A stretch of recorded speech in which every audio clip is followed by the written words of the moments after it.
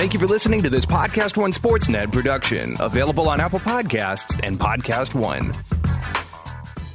The following program is a PodcastOne.com production. He started in a small town in Texas. Worked his ass off to become one of the most famous wrestlers of all time. We're going to take care of business tonight, and that's the bottom line. And now he's dominating the world of on-demand audio. And he's doing it for the working man. This is a damn good outlet for me to spew the bullshit off my brain. Yeah! This is Steve Austin, Unleashed. All right, everybody, welcome to Steve Austin Show. I'm coming to you from the mean streets of Los Angeles, California today. I'm over here at 317 Gimmick Street with a laptop computer on my table and a microphone in my hand, conducting the open to this here podcast. God damn it. Today's podcast, well, there's two parts of it. The first part is myself and my illustrious wife, Kristin, recanting our recent journey to Mammoth Lakes, California. Went on a mini vacation for about 3 days with Moolah and Callie, our dogs. Motherfucker, you talk about having a good time. It was only 3 days, but you talk about some beautiful country. It was absolutely phenomenal. If you have never been, I highly recommend that you go. My wife has been trying to talk me into going down to Mammoth Lakes for at least 10 of the 12 years that I've known her. And I always thought, it's a ski area. I'm not really into that. Well, finally, we've been trying to go to Nevada, so I said, well, fuck it, man. Go ahead and book it. Let's go. And, man, you talk about an eye-opener. Man, that place was absolutely beautiful. It was just stunning. So we had a great time. And, man, we had some hijinks and some good stories and a lot of fucking laughs. So we're talking about that on the first part of the podcast. And I got some recommendations for you if you're going to make it down to that area, some R&B spots, some places to stay and some places to eat. And then on the second half of the podcast, I just recently conducted an interview with Dave Palumbo. Dave is a longtime competitive bodybuilder, and we were talking about the modified ketogenic diet, and that's what I've been on for the last few months. And a lot of people responded to that podcast, and a lot of people sent me emails with a couple of questions. So the back half of the podcast, I'll be answering some of the questions that you sent in. And you guys know I'm not a rocket scientist. I'm not a personal trainer. I'm not a nutrition expert.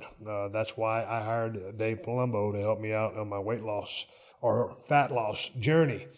But I do know what I've been through and just some basic knowledge of what I felt when I was doing the diet and how I applied it to me and eliminated all the things that I needed to eliminate to achieve some fat loss. So I answered those questions. So it's a great podcast, but I want to keep the open this podcast short. And before I get into this first piece of business, I want to say thanks to everybody who's been tuning in to Broken Skull Challenge every single Tuesday night, 10 p.m., 9 Central on CMT. We just had the first group of women come through there, and they raised hell. And you've got to set your DVR. You got to watch the rest of the season, because from here on out, the first 2 episodes were badass, but wait till you start seeing some of the shit that happens out there. It's just flat out amazing. So a shout out to all the athletes who came out to Agua Dulce, California to compete at the Broken Skull Challenge. We had a great time. I'm proud of everybody that came out there and gave it everything they had. But this season is already off to a badass start, and it just gets totally epic. So stay tuned and hang on, because it's a hellacious ride, and that's the bottom line, because I said so. Hey, man, let's take care of a piece of business, pay some bills here, and take a quick pause for the cause before I get into stories and bullshit and all kinds of stuff on the podcast. And I got to give big ups to a sponsor who makes this podcast possible, and that's the folks over at TrueCar. When you're looking to buy a car, it's important that you're getting real pricing on actual inventory, because often enough, this is not the case, as people configure cars online only later to find out they ain't available. But with TrueCar, you get real pricing on actual inventory. This is not pricing from TrueCar, but an actual dealer, and even more, a local certified dealer of your choosing that is committed to offering you a competitive market price. TrueCar users are more likely to enjoy a faster buying process when they connect with TrueCar certified dealers. There are over 13,000 TrueCar certified dealers nationwide. When you're ready to buy, visit TrueCar to enjoy a more confident car buying experience. Some features are not available in all states.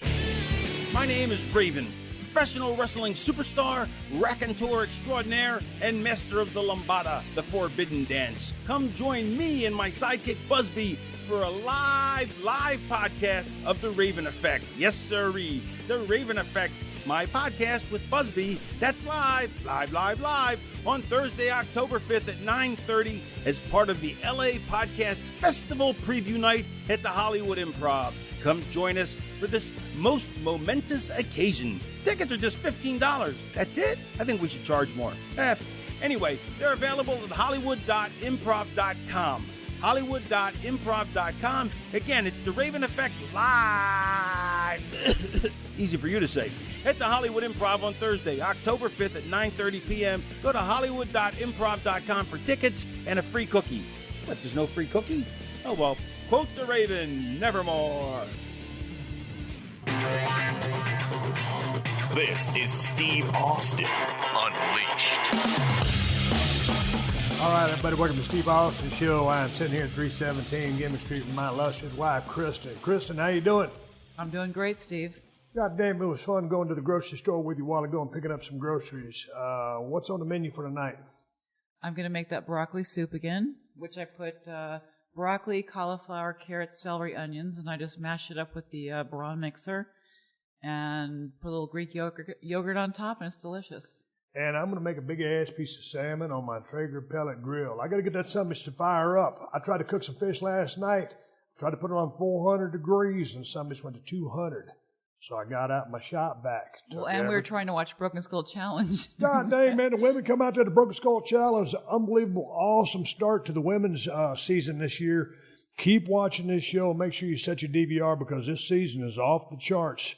And Goose went out there, and she couldn't beat the Skullbuster time set by Cassidy, but holy smokes, keep watching because the guys and the girls this year. She finished. That was incredible. Oh, no, well, yeah. I mean, it was kind of, man, that's a tough-ass course. And she had a lot of muscle mass. Yeah. So tough course for her to finish, but she had a lot of guts, and so I give her credit for finishing and doing as well as she did, man. She was such a powerhouse through the brackets. But I'll tell you what, keep watching this damn season. Set your DVR because there's some epic shit that's about to happen. I can't tell you here on the podcast. You got to tune in. It's CMT Tuesdays, 10/9 Central, every single Tuesday on CMT.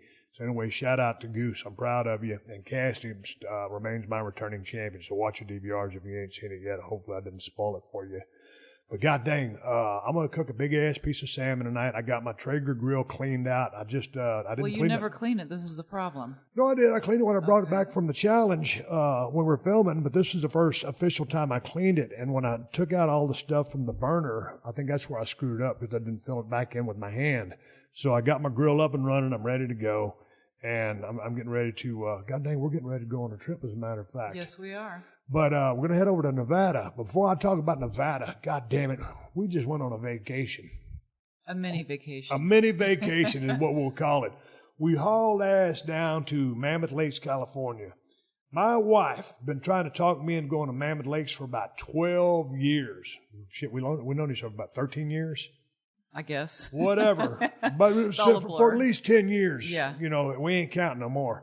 But you've been talking about it. And it's just, you're going to think it's just beautiful. You'll love it. I've been trying to convince you to see California because California has a lot of beautiful spots. And you just don't believe me. And so I just said, you know what? I'm booking a cabin. We're leaving tomorrow. Let's go. And so we just did that. And you were blown away. Well, and the thing about, first of all, about California, you know, I'm a little bit of a transplant, and my roots are in Texas. And I know. And I'm, Texas is always number one in my heart.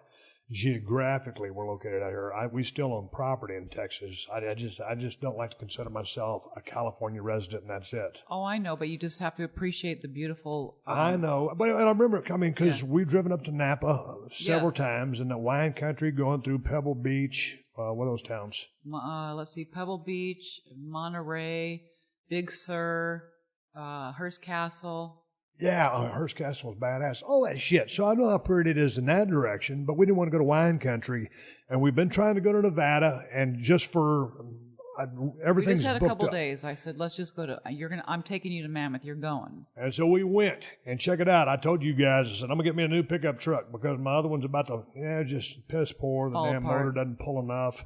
And so, anyway, I said, fuck it, man. I went and drove that Toyota Tacoma that I told you guys about a few weeks ago. Badass pickup truck. But I didn't got enough room for my dog, so I took it off the list.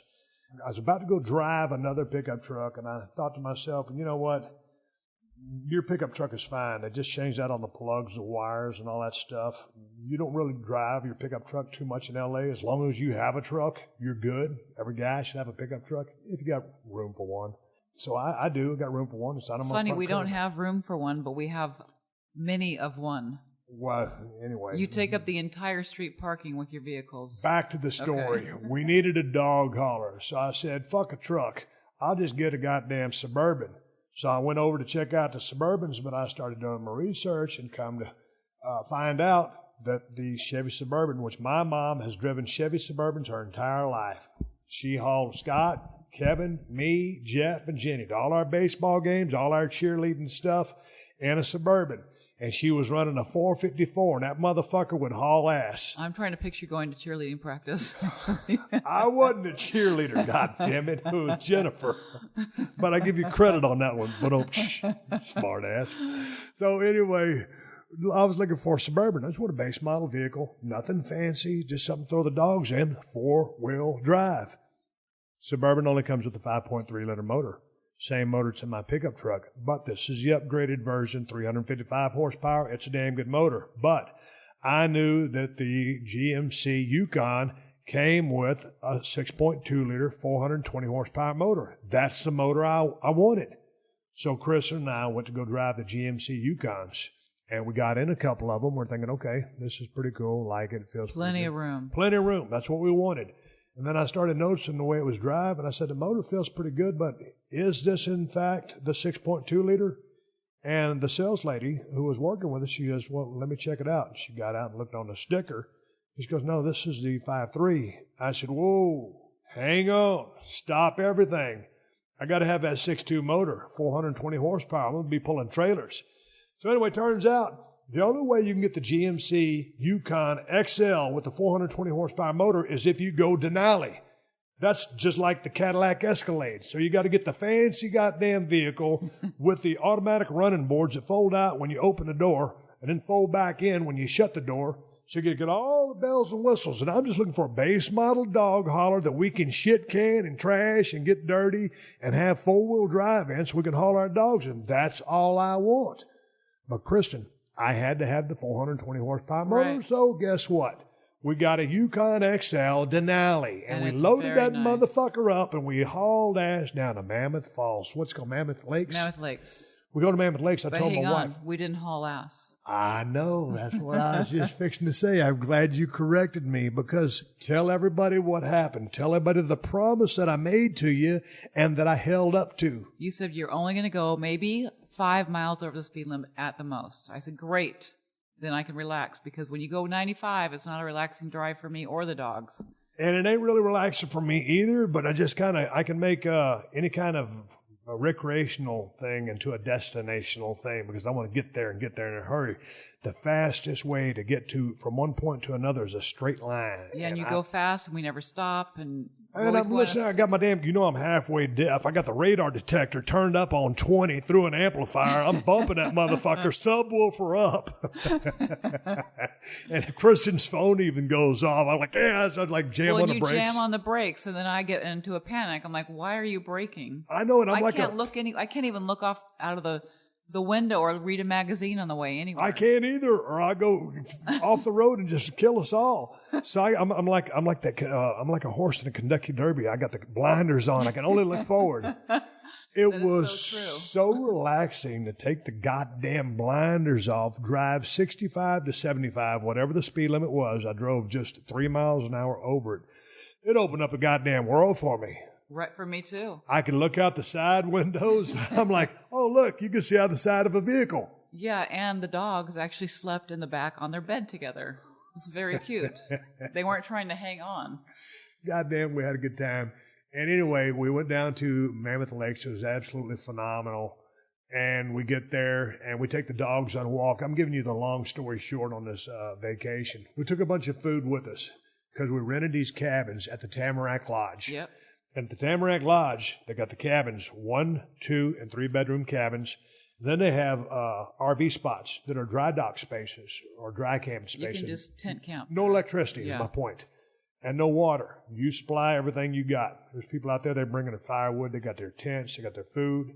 It's really cool because they got these big metal boxes that you can lock all your food and stuff in because there's bears. Lots of bears, yeah. God damn, man. If I was out there camping, which we're going to do next time we go, I'm going to have a big-ass combination lock on my metal box. Because I'll be damned if any bear is going to get there and get all my goddamn food. I'll be madder than a hornet. And me and that bear are going to have to lock up and wrestle. I will whip a bear's ass if you're going to steal my salmon from me. But we had a real good time, and we got to see a bunch of cool shit. And we ate at the restaurant there at the Tamarack Lodge on the first night. Highly recommend. Highly recommended. Awesome food, great service. If you want water, they will bring you water like a motherfucker. If you take one sip out of your water glass, it will be full before you put it back on the table. I kind of say this as a rib on a square, but for some reason, that dude loves filling water glasses, and I'm glad for it. And he's good at it. Hey, more power to you, brother. We appreciate it. Got my salmon. Kristin got a damn vegetarian dish called succotash. I don't know what a succotash is, but I had a bite of it. That shit is good. Suffering succotash, my ass. It's good. It was very good. So the food was good, and we camped out. I wouldn't say good. It was excellent. It was excellent. Yeah. We highly recommend the Tamarack Lodge. And so the food was excellent. Our stay was awesome. And we took some great hikes with the dogs. We walked around this one lake called Horseshoe Lake. We walked all the way around that summit. It's about a 5 or 6, 7 mile hike. And the dogs did great. Hell, I did my cardio just hiking. Yeah. That was cool. And then right there in Mammoth Lakes, the town, got a badass gym called Body Shop Gym. Each morning I would get up, go down into town, get my swell in. It was only 4 miles away. Come back, and then we'd tire the dogs out and go do something. And I would just to kind of speed through the vacation. On our third night, we decided, Kristin wanted to go into town and get something to eat, and I didn't want to go into town. Well, because I was cooking. I mean, I cooked our breakfast every day, our lunch, and then dinner the second night. So I thought, the last night would be another great night to go to dinner. I know, and then we went through town to go get some groceries for something, and we're like, man, everything looks kind of, I don't want to be, it was a little touristy. Yeah. I didn't know how organic or not to use that in a literal sense, how good the food would be at a touristy type place when that shit at the Tamarack Lodge was so goddamn good. Plus, we didn't want to drive anywhere. Well, no, but you're a grade A cook to begin with, so then we figured, what the fuck, man, we'll just go back to Tamarack Lodge. Yeah. Here's the thing, that first night when we ate at the Tamarack Lodge, that place was built in 1924. So when you go into the damn restaurant area, it's pretty small. Yes. It's tight. I mean, I had on a long sleeve shirt, dry fit, because that's all I wear, and I almost took that motherfucker off. Cause I mean, as soon as I walked in. Well, because it was a little bit warm in there, because it was cold outside, so they made the restaurant a little bit warm, and you and I are both just warm people anyway. Yeah, goddamn. I don't know why they had the heater turned up so high, because it wasn't even cold yet. And they get a lot of snow over there. And I'm like coming unglued. I'm going to wipe and sweat all. And man, what's going on here? And so we went through that dinner. So on this third night that we were going to eat for the second time at the Tamarack Lodge, we walked in, and I'm looking at the setup because I noticed when you walk in, there's a check-in spot, and then there's a little bar set up. That's the bar. And it's a lobby. It's a lounge. It's a lot, yeah. It's a lodge. And it's made out of logs, built in 1924. And, they Beautiful got tables. Fireplace. They got tables and stuff. Yeah. And so I told Kristin, I said, let's get there a little bit early before our reservation and just have a drink. Right. And I was able to have a drink on this keto diet. I just eliminated all the carbs. I know I'm putting carbs back in on my diet, so I just eliminated carbs so I could have a couple of drinks with my wife. Plus, we hiked like 8 hours every day. Oh yeah, I got my cardio in. I'm still 242. So we sit down at this little table, and what was I drinking? Woodford Reserve. I think so. Woodford Reserve. Yeah. Because I was just looking to drink, Blanton's or Buffalo Trace or just something that I normally drink. And that was good whiskey. I highly recommend it. So we're sitting there at a damn table, and then here comes some other people in. I hear the guy. He goes over. He goes, "Do you want a menu as well?" And he was talking about a drink menu because they have these certain drinks that they sell. But I started we thought we had the whole lounge to ourselves. Yeah, but I started putting two and two together. So I'm thinking, hang on, menu, ding, ding, ding, ding, ding. if we can eat out here, it'd be way better than going to that cramped restaurant that we'd eaten in 2 nights before. Well, it's not cramped. It's just small. It's small. I mean, the place was built in 1924. Yeah. I highly recommend it. Stellar. 5 stars out of 5 stars. It's a great experience. But it's just a little tight for a cat like me who's used to getting MRIs. Claustrophobic like a motherfucker. You are too. Yeah. So I told the dude, I said, hey, man, I said, can you eat out here or just drink out here? He says, no, you can eat out here if you want to. You want a menu? I looked at Chris and said, high five. You damn right I want to eat out here. We got a goddamn big-ass fireplace. They just had candles in it. Got a fireplace. There's about 11 other tables out there. It's about 3 times the size of the restaurant. It's not gigantic in size, but there's just more room to breathe. Yeah. And it's a great atmosphere. Yeah. And I got this music from the 1920s going on. I was hoping they'd play some 1980s or something, Boston. But anyway, we're over kind of up against the window and a bar stool type chairs, round table. My wife and I are sitting kind of close together. It's romantic. It's cozy. We're laughing. We're telling stories. We're having a good time. She's got a glass of vino. I got a Woodford Reserve on the rocks. And all of a sudden, here comes the people walking down the stairs. They got rooms upstairs in the lodge. What do they call them, Kristin? The historic rooms. How do they get the name historical rooms? I guess they were there when they built the lodge. And there's a catch to them. You got about probably 5, 6, 7, 8 rooms up there, and they share a bathroom. It's a shared bathroom, but rooms are very basic. It's just, your bed and a bed. Right. So these people come from down these stairs. I'm thinking, where do they come from? Okay, they come from the historical rooms upstairs. And we're staying in a cabin 300 yards away.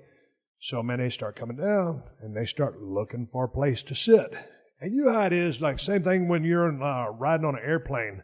If you're in the last seat and you're in a 3-row area by yourself, you're just like, okay, please don't sit by me. I want to be sitting away from everybody. Don't want no one sitting next to me. So or I know even when you park your car, when you go to a big parking lot, you want to find the furthest space to go so no one messes up your new car.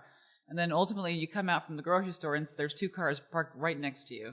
So we're sitting there and Chris is thinking the same goddamn thing I am. It's like, whatever. I'm like, there's 9 other seats in this. They can't possibly sit Not next seats, to tables. Tables, There's 9 or 10 other tables. Better tables than the ones we got.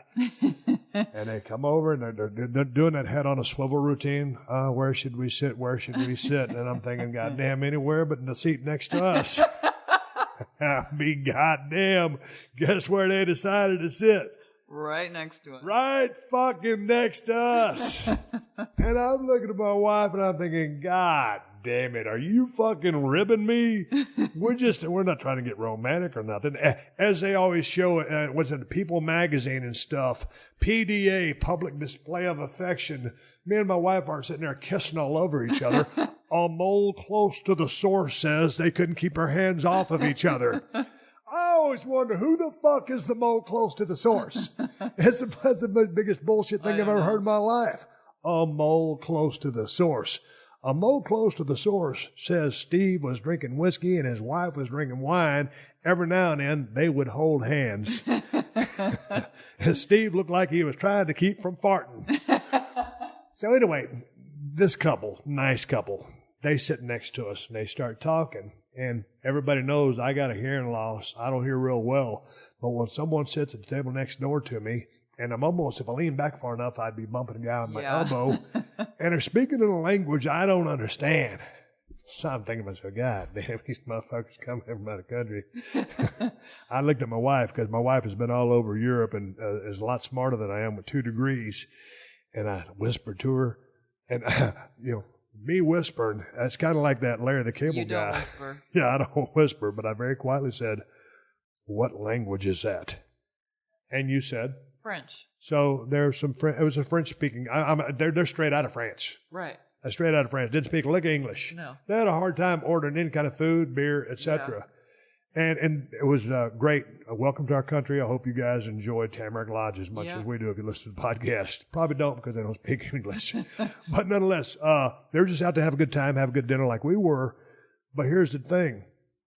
The dude was wearing, he did probably 40, 43. I'm guessing I could work in a circus and guess people's weight and height and all that shit.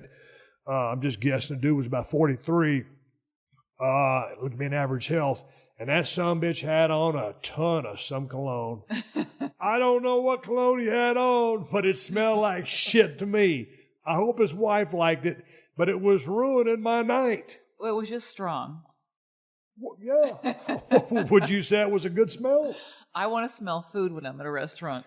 But here's the thing. If people listen to podcasts, they know from all of our years being together, when we first met, I used to wear a little bit of cologne. A little bit? Not shit piles of it. Smelled pretty strong to me. Well, I stopped wearing cologne. Yes, I ain't worn cologne in 10 plus years. And so you don't either. No. Perfume. So just when someone was going to wear perfume or cologne, y'all know my stance on this. I've got people listening to this podcast since day one. Just a spray here or there, that's okay. That's acceptable. That's cool. Just don't cake that shit on. It's a cunt hair less. That's what I always tell you. Just one squirt. That's all it takes. Because here's the thing. You've heard me talk about this on the podcast before. I ain't talked about it in a whole long time. When you shake a motherfucker's hand and he's got on so much cologne that your hand comes away smelling like the cologne that he's wearing, that chaps my ass. That means I've got to go directly to the alcohol scrub in my wife's purse. Or if she's not with me, I got to go directly to the bathroom to use soap and water to try to get it off because I don't want to walk around smelling like that. Yeah. But inevitably, there's just too much. About the time those people came down to sit down, the guy comes over and tries to take their order and explain to them what everything is. Finally comes over back to us. I just got finished drinking my Woodford Reserve and would like another one. And he goes, another round?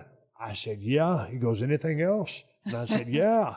A fan with an extension cord that can blow the fucking air back towards that table because I don't want to smell that shit. I looked around at the place, at the lodge. I thinking, well, we're in the best seat in the house other than the fact we got these two next to us. I was almost going to ask to be moved to another table because the whole fucking place was open. Well, and it's a smaller place, too. I know. If we went to the smaller place, we'd have still smelt the cologne and had a shittier seat. Hey, man, here's my little takeaway from this. If you wear cologne or perfume, honestly, don't use so much. Just a little bit. A little bit goes a long way. Motherfucker, nice couple. We had a great dinner. Anyway, let me get on my damn rant about colognes and perfumes. One more time, wear less. Hey, man, so we got up the next morning, and Kristin said, hey, man, we got to go see this place called Devil's Post Pile. And she says, you ready? I'm thinking to myself, stick in the mud, try and explore the beauty of the California lifestyle and the state. It is a pretty state, I will admit. And I said, okay, man, the fucking Post Pile, how many miles is it? She says, well, it's about 13 miles away, but it's going to take us about 40 minutes to get there. And I'm thinking to myself, how can it take 40 minutes to drive 13 miles? Well, if you ever decide to go see Devil's Post Pile, you will know there are some twisty uphill or downhill roads, depending on which direction you're going, and goes into a single lane with oncoming traffic. You kind of got to dodge and slowly weave. You have to drive very slowly because there's a cliff. And since we were on a cliff, and here's the thing, I was driving so slow, I was looking forward. I was trying to look out my side window because it was so fucking beautiful, and I couldn't. I had to look straight down the road. But once you drive it, you will know why it takes you 36 to 40 minutes to get there from Tamarack Lodge. It's also, if you've ever been to Hawaii, it's similar to the road to Hana. It's this road that everybody has to drive, but it's very windy, and you can't really go over 10 miles per hour. Man, so we get there, and I'm just thinking, God damn, this is just, the whole time I just kept cussing and telling my wife how fucking beautiful it was. And you kept on saying, why didn't you tell me to come here before? Yeah, I mean, like, why didn't you really put your foot down and say, hey, no, motherfucker, you need to listen to me. You won't regret it. Because we could have been like 10-year veteran. I could be a 10-year veteran by now. So anyway, I got my blinders off. I'm taking in all the sights and sounds. And so we go to Devil's Post Pile National Monument. Here's out of the Wikipedia. It's located near Mammoth Mountain in eastern California. The National Monument protects Devil's Post Pile, an unusual rock formation of columnar basalt. Yeah. Devil's Post Pile National Monument encompasses 798 acres and includes two main tourist attractions, the Devil's Post Pile Formation and Rainbow Falls. Well, the interesting thing to jump in is that they were going to blow up Devil's Post Pile. I think it was in the early 1900s for a mining operation. And that's when President Taft decided to make it a national park, I believe. Check out the big brain on Kristin. It was created in 1911, 1911. and by President William Howard Taft, and a protected area now is a national monument. Man, basically, I'm looking at a picture of it right now. It's these rock formations that look like big-ass columns that are all glued to the side of a mountain, and then some of them are laying sideways, so you see the ends of them, and the ones that have sheared off and broken are like, they're all about 3 or 4 foot long, big-ass octagonal-looking rocks. Look it up in the Wikipedia and do images. But you were pretty impressed with that. Devil's Postpile National Monument. No, here's the thing. We got out there, and you see this big, badass rock formation, all these broken rocks at the bottom. I'm like, golly, they were just going to blow that up. And what were they looking for? They're mining. Gold or silver? The gold rush? Yeah, I'm guessing it's gold. So anyway, they had enough wherewithal not to tear down this beautiful natural nature. Geologic feature. Geological miracle. It was beautiful. I mean, when I call something beautiful, I mean, it sounds like I'm pretty tough. Toughest SOB in the history of WWF. So if I say something's beautiful, it's pretty goddamn pretty. But the funny part was when you wanted to take a picture. Man, there was a couple. Devil's Postpile, like I said, is about 800 acres. Well, we're looking at the main attraction there, and all these big scattered ass rocks. And sure enough, there's a goddamn couple right out there in amongst the middle of it. I'm like, fucking really? Could you just... They were doing like a photo shoot. We just wanted to get one little picture of it. We're kind of like, I mean, as much as we were relaxing and having fun, it was almost like Clark W. Griswold when he saw the Grand Canyon, in vacation. He goes, well, okay, and on to the next thing. You could only stare at those rocks for 5 minutes. I mean, that's pretty long. Yeah, but it was a good hike in there. We hiked in with the dogs. We parked at the first parking spot, and I'm thinking, God damn, I thought we were just going to drive up on this motherfucker. Maybe just look at it from the window of the Yukon. No, we had to hike in about a goddamn mile with the dogs. Son of a bitch.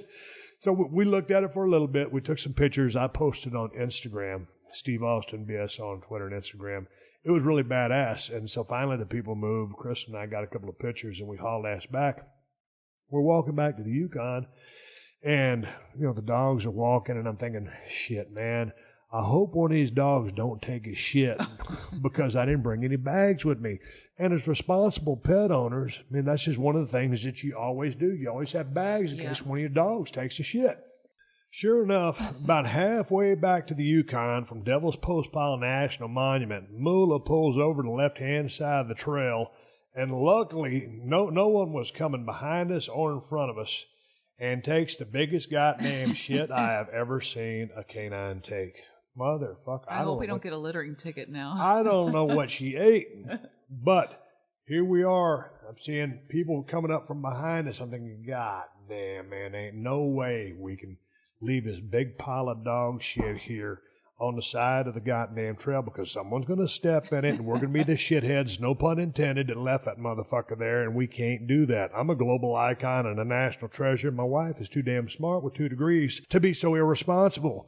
And since we forgot our damn trash bags, I didn't commit. I was the ultimate sacrifice.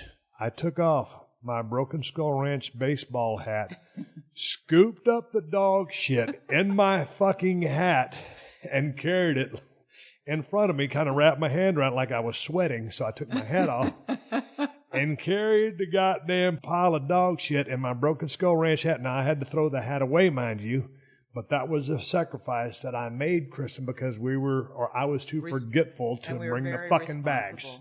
So I was responsible. Yes. So if you're walking down Devil's Postpile on the damn, on the little trail there, and you step in some dog shit, because there's a lot of dogs out there, it ain't the shit that came out of my dog's ass. I picked it up in a hat and put it in a trash can. Maybe you should make a Broken Skull Ranch poop bags.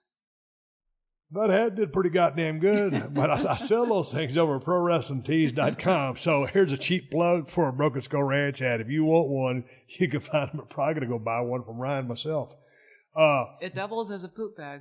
It does. It was a hell of a damn shit bag. Yeah. We had a damn good time. Before we get out of here, Kristin, and I move on and answer some questions about my keto diet, we loaded up the next day. It was time to go home. Yep. We were there for about 3 days. We hauled ass. And when we go through Lone Pine? It's Bishop. Yeah, there's a town called Bishop on the way on 395 between Los Angeles and Mammoth. And we've been passing through there for the last 2 years, driving up back and forth to Nevada. And there's this one place. Talk about it, Kristin. What's it called? Schatz Bakery. Is it famous or been around forever? Yeah, and everybody stops there. Man, it's the biggest tourist trap attraction, on the side of the road. And me and Kristin, we always take our food with us when we're going somewhere, 9 times out of 10. Normally, I'm on a pretty strict eating regimen.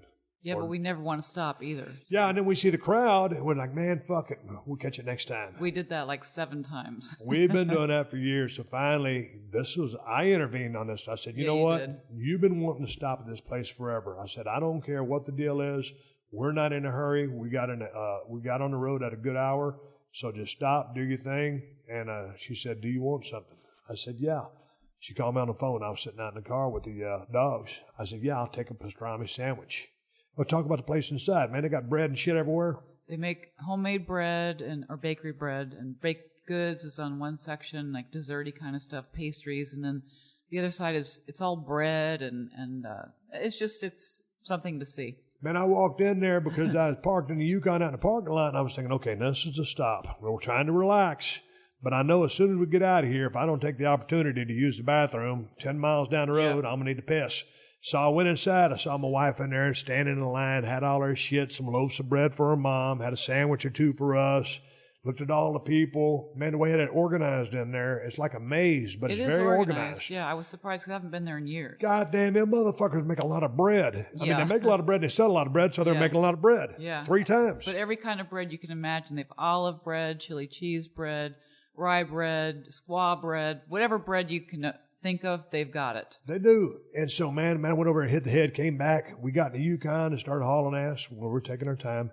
We got back down the road, and finally we got out of town, and my wife says, you ready for your sandwich yet? I said, yeah. And so she made like a little diaper with a paper towel and handed me my sandwich. Son of a bitch, I bit into that goddamn pastrami sandwich. Holy smokes, you talk about it. Being on a ketogenic eating program can be really interesting, but I'm using lean sources of protein, so I'm eating salmon at night. I'm eating chicken all during the day and drinking protein shakes. And for my breakfast, I'm eating eggs and egg whites. And, for vegetables and peanut butter and nuts for my fats. So, your taste buds don't really get stimulated on the keto program.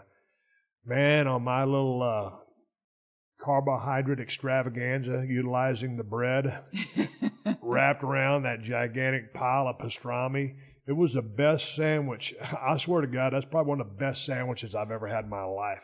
And then I took a bite of mine, and I got the veggie. It was unbelievable. It was outstanding. So I highly recommend Schatz Bakery. If you're on your way to Mammoth or going back through L.A. or whatever, and you see that damn place on the side of the road, stop.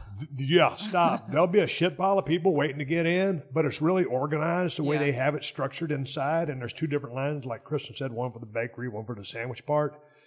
And man, it's clean. They do badass stuff. This ain't no plug. I'm just saying this is going to be really one of our stops from here on out. Yeah. Matter of fact, we're heading to Nevada here in a couple of days, and we'll make a stop through there, and I'm going to get me another sandwich. Yeah. I'm doing the same thing. Pastrami sandwich, and I'll meet the motherfucker as soon as I get it. Kristin, I'm going to stop down here and answer some ketogenic questions on my next segment of the podcast and shoot the breeze and answer some wrestling questions. If people send in the questions, SteveAustinShow.com. Do you have anything that you want to plug on the podcast at this time? No. Can I be relieved? You can be relieved. We're going to take our bicycle ride probably here in about an hour and a half. You going to be ready? I'm ready. God damn it, man. You got to get your bicycle. I never thought you'd see my ass riding around on a bicycle here on the streets of Los Angeles, burning calories, but we're having a blast. Kristin Austin, thank you for joining us. We'll catch you down the road. Catch you. PodcastOne Sports presents Attack Each Day, the Harbaugh's podcast. Every Tuesday, you can hear Jack Harbaugh. We're going to attack this day with an enthusiasm unknown to mankind. Jim Harbaugh. What the hell's going on around here? And JT Rogan share their stories from on and off the field. Past guests include John Harbaugh, ESPN's Adam Schefter, and Pardon My Take's PFT and Big Cat. So don't miss an episode of Attack Each Day, the Harbaugh's podcast. Every Tuesday, exclusively exclusively on PodcastOne.com and the new Podcast One app. Just a sample of what's coming to Podcast One Sports. This is Steve Austin Unleashed. All right, everybody, welcome back to part 2 of the podcast. I have just been joined by a special guest here in the 317 Give Me Sheet. Come here, girl. Callie, I got to come up with a nickname for her. Come here, girl. She's going to kayfabe me now. Come here. Callie over here at the studio, my prized black lab. She's 7 months old, and I tell you what, you talk about a pistol. Anyway, hey, man, just got finished telling you guys a story about my mini vacation with my wife. There's been a lot of questions sent in to questions@steveaustonshow.com about my ketogenic diet experience and my conversation with Dave Palumbo talking about numbers and diet strategies with respect to the ketogenic program. And I said, hey, man, if you guys have any questions, send them in to questions@steveaustonshow.com. And as you know, I'm not a diet guru. I'm not a scientist. I'm not a personal trainer, but I can tell you from experience what I've been through, what I've noticed, what I've read, and what I've applied to myself to get to where I'm at. And I came down, like I was telling you the other day on the podcast, at my heaviest a few years ago, 288, hung around at 275 range, 265, 60. It's about when I hooked up with Dave and dropped that final, 16, 17 pounds, and got down to where I'm sitting at right now this morning was at 241.5. And that's carbohydrates every other day. So anyway, it worked for me. I'm not an expert, but you have questions, and I'll answer what I know that I've been through, and I can tell you what's up from my perspective. I got a question in from Steven down there in Toronto, and it says, hey, Steve, big fan of your wrestling career, and I love the Ketogenic Podcast with Dave Palumbo. I still have the first Steve Austin shirt my dad bought for me 20 years ago, and I wear it to the gym weekly. I just wanted to ask about the keto macros you were dialed into. I lost 50 pounds on the standard ketogenic diet, but I feel I lost more muscle than I should have because of lack of protein. I'm 225 pounds, and I'm looking to be 210 as a goal. What was your protein intake on grams? I've been following 100 to 120 grams of protein, but I feel like that's too low. Stephen from Toronto. Yeah, man, Stephen, that sounds real low just from a number standpoint, but in a ketogenic or standard ketogenic ratio, doesn't sound that low. Yeah, I think you probably lost some muscle too. And that was one of my big reservations about the standard ketogenic diet. That was kind of a mind fuck for me. Eating so much fat and not eating too much protein just seemed very counterintuitive to anything that I've ever done with respect to training with weights, being an athlete, and trying to track my macros. Everything was always higher protein, at least a gram per pound, and especially if you're running, a gram per pound and then you're eating carbohydrates, your fat's going to be low. But, on the modified ketogenic diet, I think I was at about, I think I averaged it out to about 1.35 grams of protein per pound.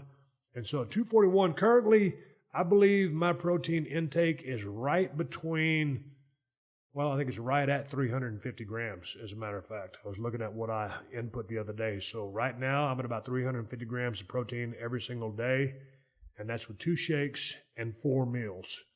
And then my fat intake is right at, I think, 120 or 130 grams. 120 grams, I think, is correct. And my net carbs are less than 25. I'm trying to eat more green vegetables right now. But dude, yeah, I think your protein's light, but props to you for losing the weight. And here's the thing. When I was talking to Dave Palumbo, I'm not shitting on the standard ketogenic diet in any way, shape, or form. I've talked to a lot of people that have had a lot of success with it, and more power to you. I think my inability to lose body fat with it had a lot to do with me jumping around with my, macros or with my caloric intake. I was all over the place before I met with Dave and got on a plan and on track. If I wasn't getting results, I'd shift things around, on a weekly basis. So it's hard to make progress if you're constantly making changes because you really don't know what works. And for me, doing what I was doing, it was like, the blind leading the blind. so to speak. I can read nutrition. I'm intelligent enough to understand that most of the stuff that I read, but I try to apply it to myself. And it just doesn't seem to make sense to me, or I give up on it, or I don't have faith in what I've, written down for myself to follow, and I don't give it enough of a chance. But yeah, man, congrats to you for losing that weight. But to me, it does sound like your protein is a little bit low. Hey, man, you might try going modified and, jacking your protein up to about, 1.35 or 1.5 grams per pound of body weight. And then, probably shoot for your fat, 100, 120 grams. Keep your carbs low. Give that a shot.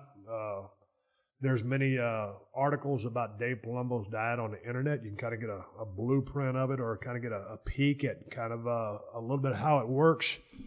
But that's what I would suggest, and that's what worked for me. And as you guys know, or like I told you the other day, Stephen, now every other day I'm adding carbohydrates into my diet.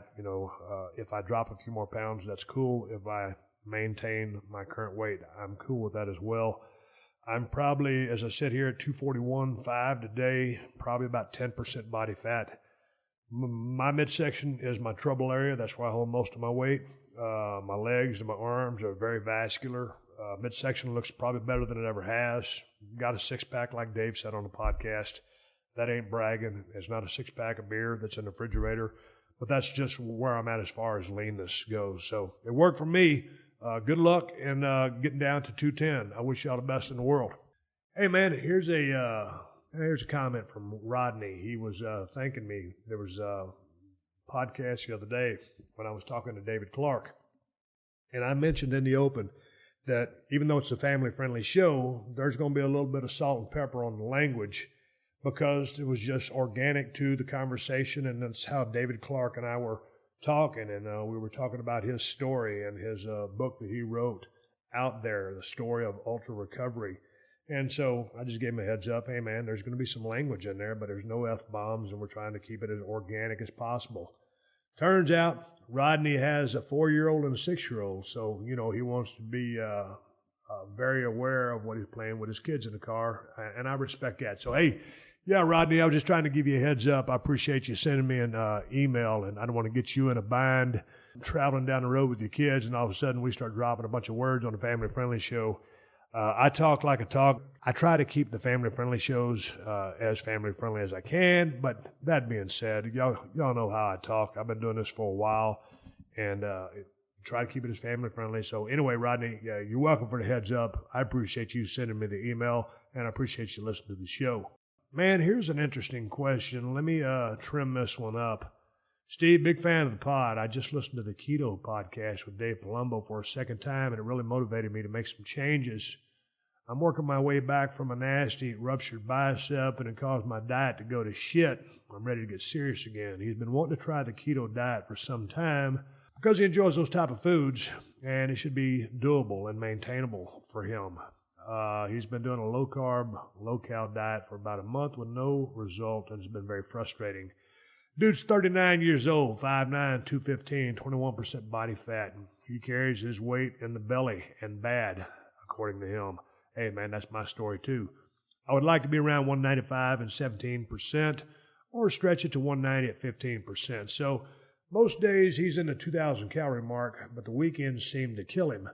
I've been doing mainly 45 minutes of cardio 4 to 6 days a week and doing some full body lifting 1 to 2 days a week due to a recovering left arm. Your discussion with Dave shed some light on a few areas for me. First, like you, I enjoy my beer and whiskey, so I plan on cutting it out completely for the next month to see what happens. I know it's the main thing holding my progress back. Also, fats. What are you eating to get the fats you need? I'm struggling to find a good source of fats. Any tips? Yeah, Richard, I got a bunch of tips for you. With regards to that alcohol, man, cut it out completely. Every bit of it. I started using, a drink once a week on my cheat day after I was about 2 to 3 months in the program and had made a lot of progress. So I was super strict on that. I would give your body more time than just 4 weeks to recognize, hey, man, this guy's not, crushing my liver every single day of the week and especially on weekends. So think, train, and conduct yourself, accordingly, to lose body fat. So you've got to eliminate that alcohol, man. It's a barrier that you got to think about it like this. If you drink a bunch of alcohol, it's going to take you one step closer to your goal or 2 steps away from your goal. And that is the way I looked at it. Like you said in the email, you like to drink. I do too. But in a weight loss or fat loss program, you've got to totally give that stuff the Heisman stiff arm. Right now, I'm at a place, 1 day a week, I drink my drinks. And that's about 2 drinks. It ain't very much. It's not like the old days. Those are my genetics. That's what I can get away with. So that's what I do. And so that's how I'm able to live my life. But you being in the fight right now to lose that weight, you got to cut that alcohol out. Like Dave said to me, let's give it 7 weeks. So I say to you, give it 8 weeks, dude, and make a commitment. And as far as the fats go, man, that's really easy. When I was doing standard keto, man, I was drinking olive oil, or doing tablespoons of it, eating cheese, avocados, and that's a very healthy source of fat is the avocado. But, man, I tell you what Dave told me in the fat sources that I use, I'm using macadamia nuts, I'm using almonds, and I'm using peanut butter. And at night, when I eat dinner, I've got my salmon. Salmon is 1 meal a day. I eat it every night of the week. I enjoy salmon. It's sustainable, and I can do it. So that's where I'm getting my fats from. I'm getting it from macadamia nuts, almonds, and my salmon, and peanut butter. And there's many other sources out there. A lot of people say, hey, man, pure butter or this, that, or whatever, or avocados. I just eat what the dude told me to eat, and I figured he knew what he was talking about, so I left it at that, and I got results. So there's many ways you can put a lot of variety into your diet. I figured if I did what this guy told me to do, stick to the task at hand, because he wrote out a blueprint, he wrote out the game plan, I follow it to a T, he knows exactly what I'm putting in my body, so whether I get results or not, would be up to what it was on the paper, and was I putting the work in the gym and doing my cardio. So I did that, and it worked for me. That is where I got my fat from. Man, here's another question. This guy's on the total other end of the spectrum. He says, hey, Steve, I've been hearing a lot about the keto diet over the past year. Is that more for cutting, or could you bulk with the keto diet also? I'm a hard gainer, and everyone has just told me to eat, and eat. I figured eating proteins and fats would be easier versus eating like 300 to 400 grams of carbs. Man, I tell you what, this comes from Ryan. And I asked Ryan, I said, dude, how tall are you and what's your body weight? He's 6'2", and he's about 165 pounds. So Ryan, man, I'm thinking carbs, dude. I don't see keto as being necessary for you. And again, I'm not a professional coach. I'm not a trainer. I'm not a diet expert. But man, for the hard gainer, man, I'd say carbs would be your best friend. And I wouldn't even go crazy on the protein, 1 to maybe 1.3 grams per pound of body weight, and then start loading in the carbs, 350 grams. You're probably going to need to get your total caloric intake probably, 2,700, 3,000, total calories. Don't worry about the cardio. Just kind of train, heavy or moderate. I don't know anything about your health, but if you're 6'2", you're 165, I don't think you need to even think about doing keto, dude, because it sounds like you're lean to begin with. So read a lot of articles, dude. Hard gainers diets, all that stuff out there. A lot of people tell you to drink milk. Hey, milk is great if you can tolerate it. I can. I love to drink milk, or I used to. I got to watch my weight these days. I mean, a lot of times milk is a hard gainer's best friend, mixing it with your protein shakes. For some people, lactose intolerant or whatever, give you the screaming shits. It is what it is. Some people can't stand it. Some people can't drink it. But I would say carbs would be your best friend, brother. Look into that and get back with me. I'd like to know what kind of progress you make. And here's the thing. When I was on my eating program, which I still am, you got to be consistent. So I can be dialed in, eating all of my meals, every single day, and then all of a sudden, 2, 3, 4 days a week, I start fucking off and don't stay consistent. I'm not going to get any results. You have to be consistent as well on the caloric surplus side. Dude, you got to do your due diligence. You got to maintain, or you got to be on a surplus 7 days a week. So you got to do your part. Many people who are overweight, like I was as far as estimating my food, I thought I was taking in a lot more calories than I was. Or I was taking in a lot more calories than I was. Let me say that. So some people that are trying to gain weight, they don't realize how few calories they're taking in. Someone might thinking, yeah, I'm taking in 3,500 calories a day. You add it up, they might only be taking in 2,700. Dude, that ain't going to get the trick done. So weigh and measure all your stuff until you kind of get a feel for it, and then you can kind of wing it from there. But until then, I'd weigh everything and be extremely consistent, but be on the plus side. Hey, man, this comes from Joe. He says, Steve, just working my way through the Dave Palumbo show and totally digging it. Quick question about your diet. Generally, when you up your protein, you're supposed to up your water intake. With that said, what does your water intake look like? Are you drinking more than you normally would? This comes from Joe. I appreciate the email, Joe. Yeah, I mean, I hear the same things. If you're going to increase your protein, you need more water. I mean, but, you know, like Dave said in the podcast, a lot of people tell you, well, bottom line, I drink about a gallon of water a day. I drink about 3 of those 1.5 liter bottles of water from Trader Joe's every single day. I make sure I get my water intake in. Above and beyond that, I mean, you're going to be pissing like a racehorse if you try to drink 2 gallons a day and you're trying to hold down a job. And like Dave said, it's just unnecessary. You're overwatering yourself. It ain't necessary. So, you know, you got to do your due diligence, but you don't need to turn into, you know, a water buffalo and just drink shit piles so you got to go to the bathroom all the time. That's a pain in the ass, and you probably ain't got time to do it. And if you're traveling or you're traveling on the road, you ain't got time to make that many pit stops. I try to drink about a gallon a day.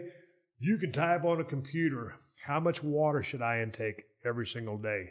There's websites that will tell you scientifically how much water you need to drink. Dude, if you were to drink, here's just a general statement. If you were to drink 2 of these Trader Joe bottles of water, 3 liters, I mean, unless you're working in the desert sweating your ass off, you know, I think you're in the ballpark. But if you really want to be cool and be hydrated, yeah, close to a gallon a day for a normal-sized human being, whether you're a man or a woman.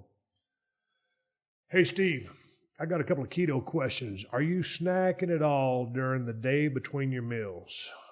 Nuts, etc. Are you consuming any dairy? Big fan. This comes from Jason. I got an answer for you, Jason. I am not snacking all day between the meals because I'll tell you what, man, I'm eating so much protein, I'm pretty full. And because when you're not eating carbs, you just don't really get hungry. And I'm taking in plenty of calories, trust me. I don't really snack. I eat the meals that I got to eat and put in the calories I got to put in.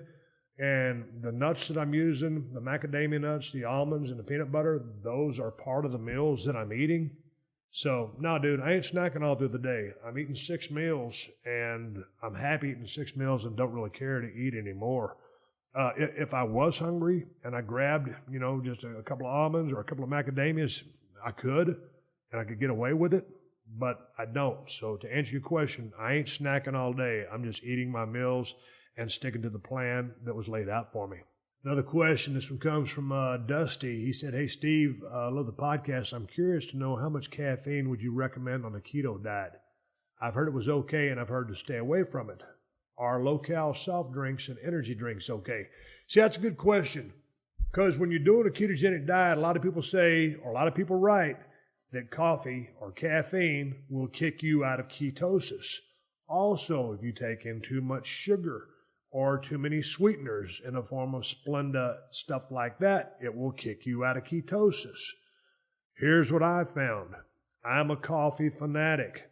I drink 2 big-ass cups every single morning, and I drink a big-ass cup about 3 p.m., 4 p.m. every day before my p.m. workout.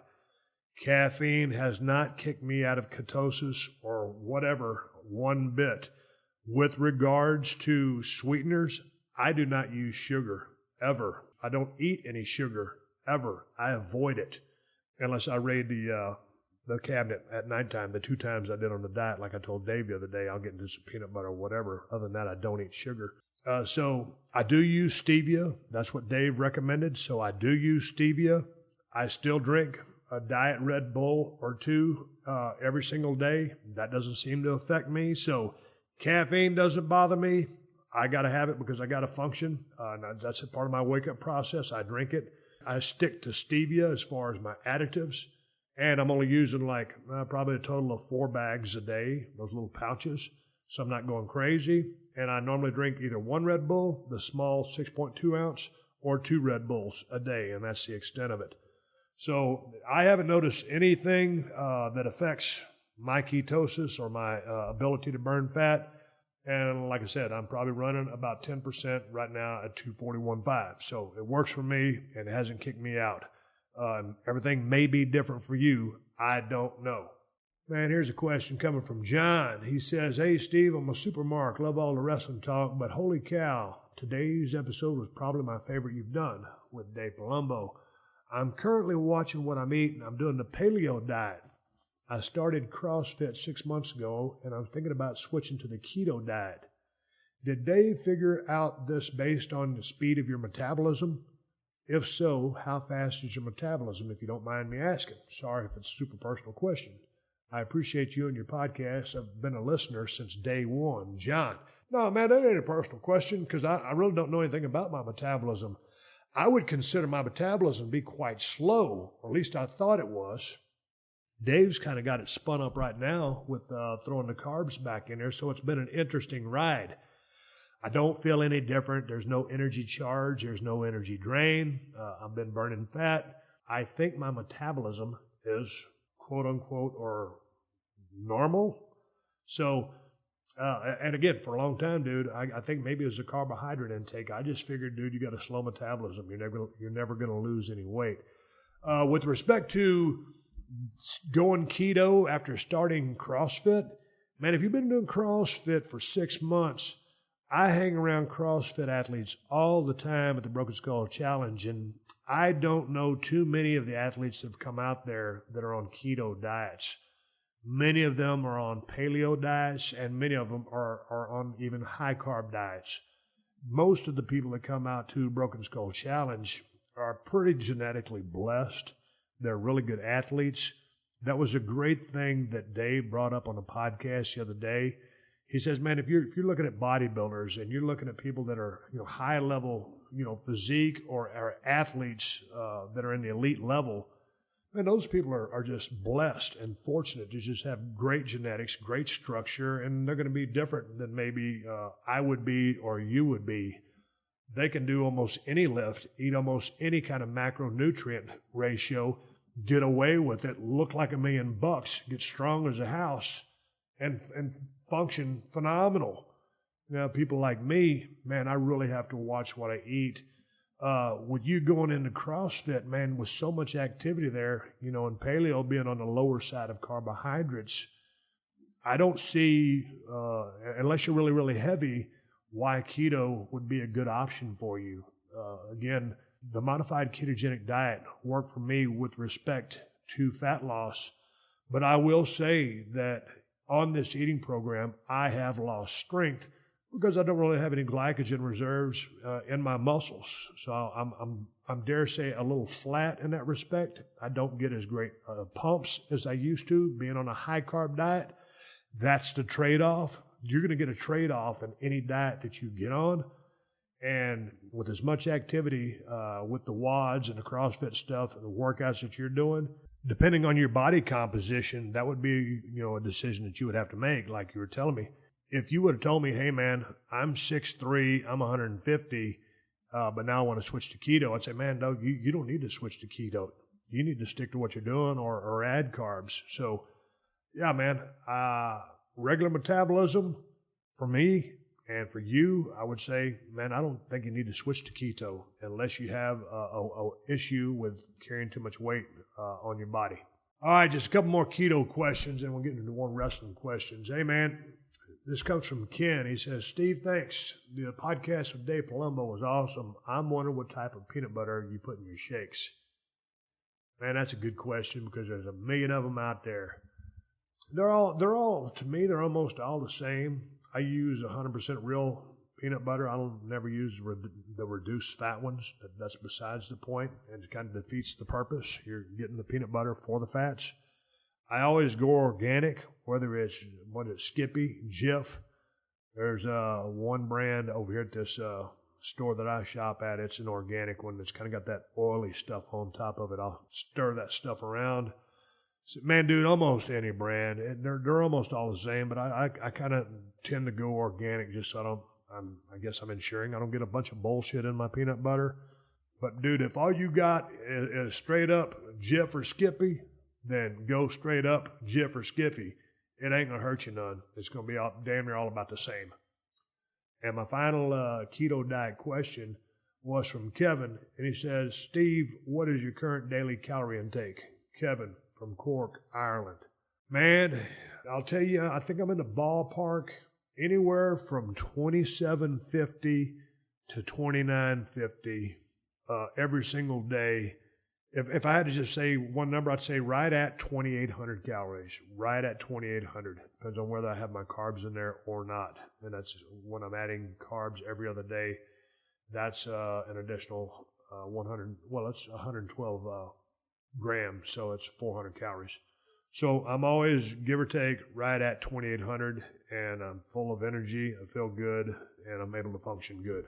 So that is the answer to that question. But again, don't worry about what I'm eating, dude. I'm 6'1.5". I'm 242, coming down from 275, 65, 260. So my metabolism might be slower or faster than yours. If you're taller than me or shorter than me and lighter than me, you know, our caloric numbers, what I found out through my research, looking at damn near every single calorie calculator on the damn internet, is you can use those things to put you in the ballpark, but you really have to figure out what works for you. And Dave Palumbo was able to help me get dialed in with what works for me and through what he's seen in the past. So good luck to you. And you didn't tell me how tall you were or how heavy you were, so it's really there's really no comparison. You have to figure out what works for you. I appreciate you sending that question. Appreciate everybody that sent in the questions to questions@steveaustonshow.com. I've got Raven coming by tomorrow in the 317 Gimmick Street. I got a couple other guys lined up on a podcast coming down to 317 Gimmick Street. For some of you people, talking and listening about the ketogenic diet might have been boring to some of you people, a lot of you people that sent in the emails, and I've got a shit pile more than what I read. I was just trying to slim them down. Many of the emails were the same question. So the ketogenic diet has worked wonders for me, but any eating program, if you apply it and you maintain consistency, can work for you. It's not a magic bullet. There's going to be trade-offs. There's going to be some pros and cons to any kind of program. So you just got to stick to what works, and you know you got to be consistent. You got to eliminate alcohol. You got to get your meals in. You got to get your workouts in, and that's the bottom line. I'm coming right back to wrap this show up. Oh, brother. The reason it's called the NFL, not for long. It's sports related with Jordan and Luke Rogers. The Chargers football is not going to work in Los Angeles. I got hit by a car on my scooter 8 days before our first game of my senior year. I was out there playing. No rib strain's going to keep me out. JoJo, what is the last book that Jordan read? I think he just likes to read Twitter articles. Download new episodes of Sports Related every Friday on the PodcastOne app, Apple Podcasts, or PodcastOne.com. All right, everybody, give me the go home. It's time to wrap up this podcast and ride off in the sunset. Old Callie, my black lab, has come over here to join me at 317 Gimmick Street. How you doing, girl? All right, she's doing good. Hey, man, we're going to wrap up this podcast and ride off into the sunset. Before I do, man, I got to give you a shout-out, a little plug for ProWrestlingTees.com/Steve Austin, because they've got all the shirts that I'm wearing on this season of Broken Skull Challenge. We're about to take down all those older shirts and just put up the new ones. All the shit I'm wearing on Broken Skull Challenge is up on that website right now. Shout out to all the athletes who came out to Broken Skull Challenge so far in the first 2 episodes. The whole season, we've got 11 more episodes to go. Set your DVRs because this is can't miss TV. I guarantee you, the athletes take it to a whole new level this season, so set your DVR because you ain't seen nothing yet. As Bachman Turner Overdrive used to sing back in the day, I can guarantee you ain't seen nothing yet. Set your DVR. Tuesdays, 10/9 Central, only on CMT. I tell you what, if you're thirsty for a beer and you like IPAs, I got a good one for you. It's called Broken Skull IPA from El Segundo Brewing Company. And you can find it in California at Whole Foods and Total Wines. And if you ain't in Cali, check InsideTheCellar.com and see if they ship to your state.